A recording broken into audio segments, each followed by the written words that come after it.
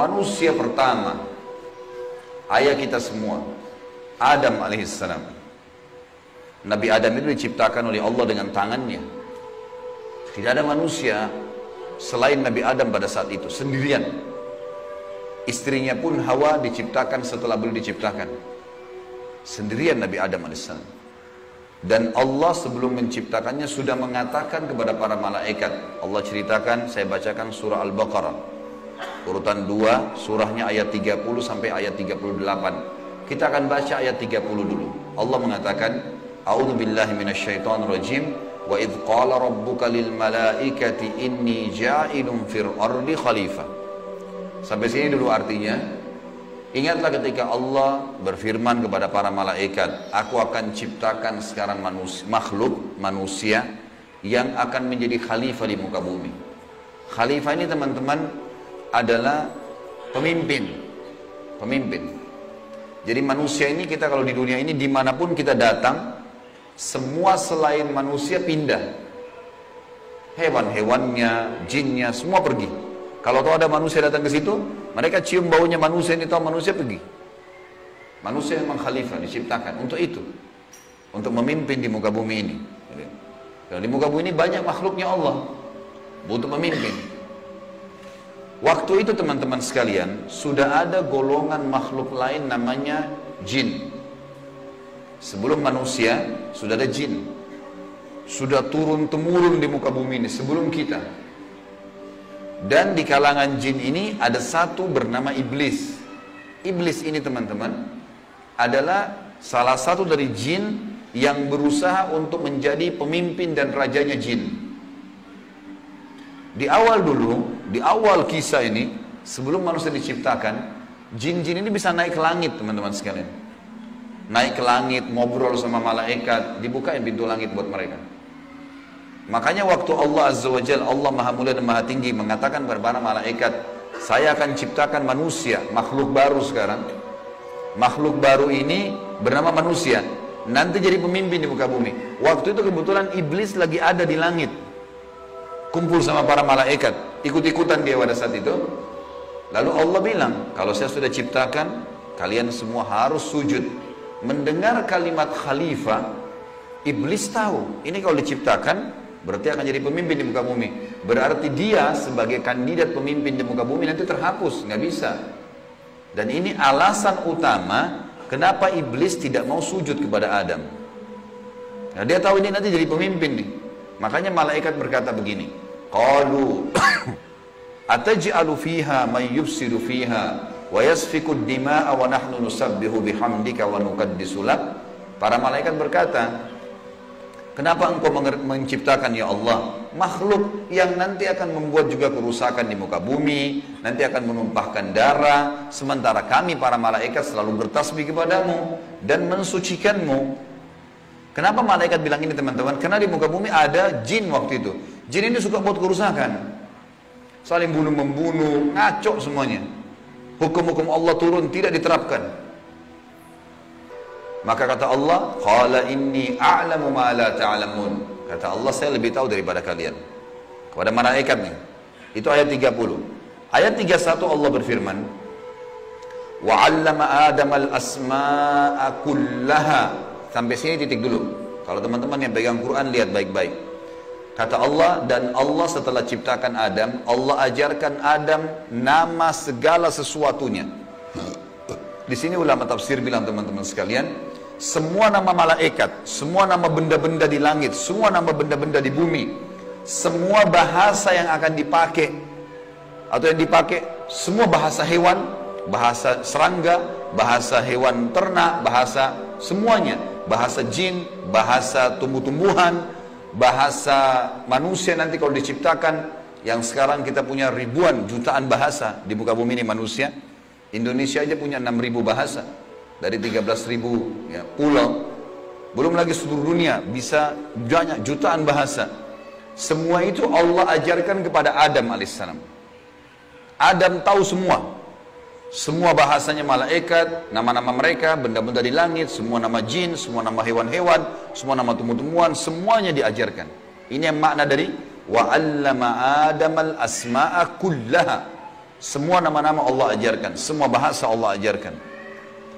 Thumma aradahum 'alal malaikati faqala anbi'uni bi asma'i haula'i in kuntum shadiqin.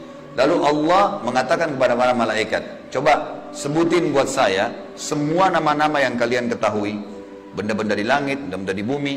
Malaikat berkata apa? Ya. Qalu subhanaka la ilma lana illa ma 'allamtana innaka antal alimul hakim. Para malaikat menjawab, maha suci engkau ya Allah, tidak ada yang kami ketahui selain apa yang telah engkau ajarkan saja kepada kami. Enggak semua ini kami tahu, kata malaikatnya. Sesungguhnya engkau lah yang maha mengetahui lagi maha bijaksana. Lalu Allah berkata kepada Adam, qala ya Adamu ambihum bi asma'ihim. Wahai Adam, waktu Allah sudah ciptakan, beritahukan kepada mereka semua malaikat itu nama-nama benda semuanya. Maka Nabi Adam datang sebutin nama satu malaikat, miliaran malaikat, namanya si fulan, si fulan, si fulan, si fulan, sebut namanya. Nama benda di langit semua disebutin, nama-namanya, benda di bumi semua disebutin. Semuanya Nabi Adam kuasai. Falamma amba'ahum bi asma'ihim qala alam aqul lakum inni a'lamu ghaibas samawati wal ardi wa a'lamu ma tubduna wa ma kuntum taktumun. Pada saat Adam memberitahukan kepada mereka para malaikat nama-nama semua benda-benda itu, Allah berfirman kepada para malaikat, bukankah sudah aku katakan kepada kalian bahwasanya sesungguhnya aku maha mengetahui apa yang kalian tidak ketahui? Aku mengetahui rahasia langit dan bumi dan mengetahui apa yang kalian lahirkan dan apa yang kalian sembunyikan. Maka Allah berfirman lagi, wa idh qulna lil malaikati isjudu li Adam fasajadu illa iblis aba wastakbara wa kana minal kafirin. Ingatlah ketika kami, kata Allah, berfirman kepada para malaikat, sujudlah kalian semua kepada Adam. Perintah sujud di sini teman-teman sekalian adalah sujud menghormati dan memuliakan Adam. Bukan sujud ya dalam arti kata sujud penghambaan diri, bukan ya. Karena Allah suruh mereka sujud semua. Semua malaikat disuruh sujud, maka semuanya sujud kecuali iblis. Golongan jin yang ada masuk ke langit waktu itu, ikut sama para malaikat, nggak mau sujud. Dia menolak dan dia menyombongkan diri dan dia termasuk orang-orang kafir. Maka di ayat selanjutnya, ayat 35, wa qulna ya Adam uskun anta wa zawjukal jannata wa kula minha ragadan haitsu syi'tuma wa la taqraba hadhihi syajarata fatakuna minadh dhalimin. Dan kami berkata kepada Adam, jadi setelah itu Allah SWT ciptakan dari tulang rusuknya Adam istrinya Hawa.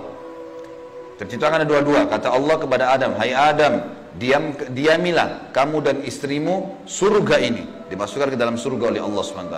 Dan makanlah makanan-makanannya yang banyak lagi baik di mana saja yang kamu sukai, dan jangan kamu dekati pohon ini. Ada satu yang jangan kamu dekati, karena kalau kau dekatin, kau berarti melanggar, menyebabkan kamu termasuk orang-orang zalim. Perlu digarisbawahi teman-teman sekalian, ada orang-orang yang mengatakan pohon yang didekati oleh Adam itu namanya, atau buah namanya buah khuldi. Dan ini sebenarnya tidak ada dalilnya nih ya.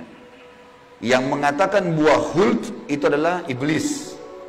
Khuld artinya dari kata-kata khalada yakhludu yang berarti kekal. Jadi iblis yang bilang, hai Adam, sama Adam sama istrinya, ini pohon nih yang kau dilarang sama Allah makan, kalau kau makan, kau akan menjadi khuld, kau akan menjadi kekal. Makanya Allah larang kamu makan, supaya karena kamu tidak kekal. Keluarlah istilah buah khuldi, sebenarnya bukan. Allah nggak pernah sebutin namanya pohon itu. Tapi iblis yang ucapkan kalimat khuld disebutkan dalam Al-Quran. Jadi teman-teman luruskan, jangan selalu bilang Nabi Adam makan buah khuldi, itu nggak benar. Kemudian kata Allah di ayat 36, fa'azallahuma asyaitanu anha fa'akhrajahuma mimma kana fi. Lalu syaitan, iblis datang membisikkan kepada Adam dan Hawa bahwasanya buah ini kamu tidak dilarang oleh Allah berdua makan kecuali karena kamu akan menjadi kekal.